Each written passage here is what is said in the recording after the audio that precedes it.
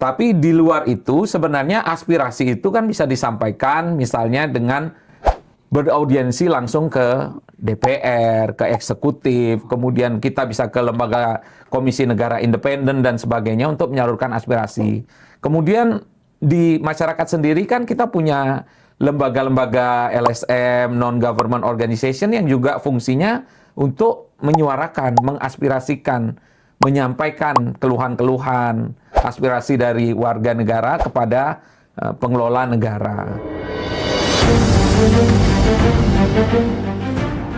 Oh iya, warga iki yang saya cintai, ini alhamdulillah hari ini eskalasi demo sudah menurun, bahkan nggak ada ya, mudah-mudahan terus nggak ada.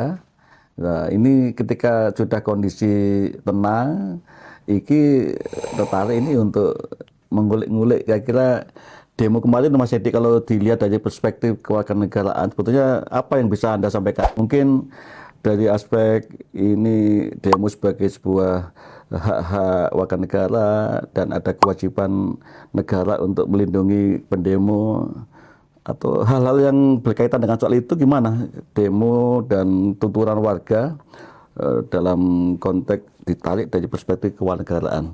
Ya, kalau saya melihat ini konsekuensi logis dari kita menerapkan atau memilih sistem demokrasi sejak kita reformasi 98 kemarin sampai hari ini. Jadi maka warga negara itu memang memiliki hak untuk menyampaikan aspirasinya di depan publik. Namun di sisi yang lain juga wajib menjaga keutuhan bangsa ini, wajib menjaga kondusivitas kondisi, kemudian tidak melanggar hak-hak warga yang lain.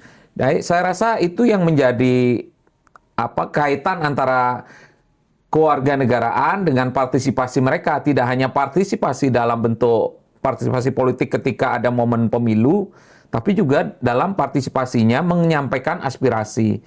Karena ini kan bentuk kecintaan warga negara terhadap negaranya.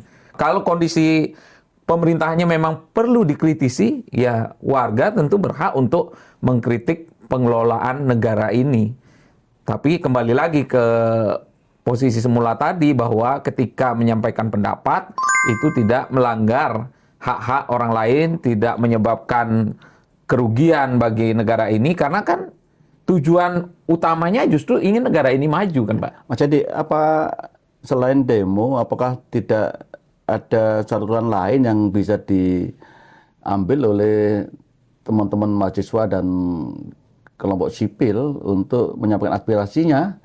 Toh banyak lembaga-lembaga yang berfungsi untuk menampung, mengakomodasi dan memanage ya sebuah aspirasi warga. Apakah sudah sebuntu itu sehingga harus turun jalan sampai jatuh korban gitu? Ya, kalau saya lihat sebenarnya untuk penyampaian aspirasi tidak hanya melalui aksi-aksi demonstrasi seperti sekarang.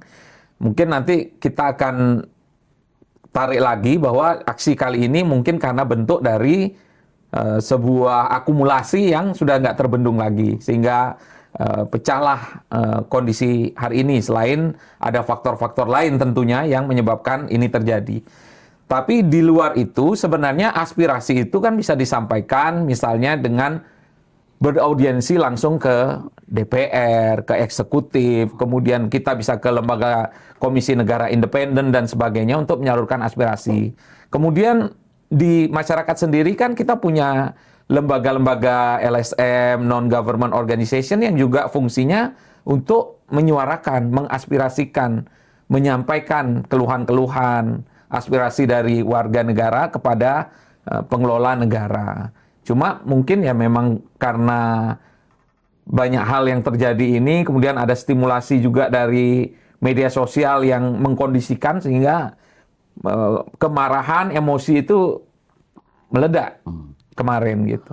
Omong-omong Mas Edi, dulu pernah turun jalan demo-demo terus sampai bakar-bakar gitu atau gimana? Oh iya, kalau aksi sih sering, tapi kalau bakar nggak pernah gitu. Karena kan kalau sebenarnya kalau di aksi-aksi mahasiswa standarnya itu kan kalau yang orasi harus ada isinya gitu. Harus yang banyak baca buku, kemudian bisa berdialektika. Ya ini yang harus diisi gitu. Bukan, kalau kemarin ini kan agak aneh ya Pak ya.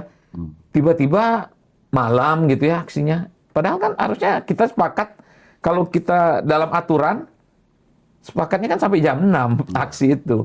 Karena kan harus sholat kan Pak. Kalau saya dengan istri saya dengan ibu-ibu sering dulu berdemo ya, demo masakan ya, dan bakar-bakaran sate. Iya, iya, iya, iya. Saya kira mudah-mudahan demo kali ini bermanfaat ya, ada perubahan yang signifikan. Semoga nggak jatuh korban lagi dan negara bangsa lebih bagus lagi dan Presiden DPR mendengarkan apa yang disampaikan oleh warganya. Alhamdulillah ternyata demo kemarin yang berlangsung sejak 25 sampai 30 Agustus kemarin ya sudah berakhir dengan catatan-catatan kita, termasuk harapan yang tertulis hari ini kita lihat di medsos ada 17 tuntutan mahasiswa dan masyarakat sipil untuk didengarkan oleh Presiden dan DPR. Mudah-mudahan DPR dan Presiden menampung dan tidak hanya menampung Pak Edi ya, Iya betul.